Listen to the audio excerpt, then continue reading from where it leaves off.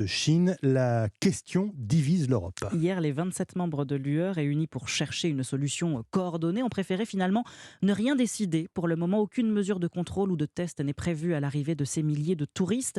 Dès le 8 janvier, fin de la quarantaine obligatoire en Chine, ils pourront circuler sans contrainte sanitaire alors que le nombre de cas explose dans le pays avec de nombreux variants. Certaines capitales ont en revanche déjà pris des mesures, des mesures de protection. Je veux parler de Washington, de Tokyo et de Rome. Oui, test PCR de moins de 48 heures obligatoire pour tous les voyageurs en provenance de Chine. Mais cette stratégie est-elle véritablement efficace, Yasmina Katou?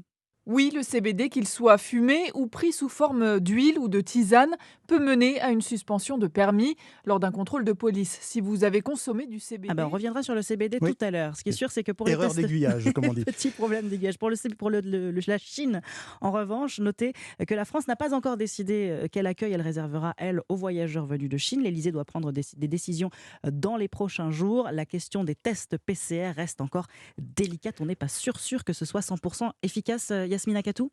Eh bien, l'un des seuls intérêts du test, c'est qu'il soit analysé pour savoir quel est le type de variant d'un voyageur positif qui arrive de Chine.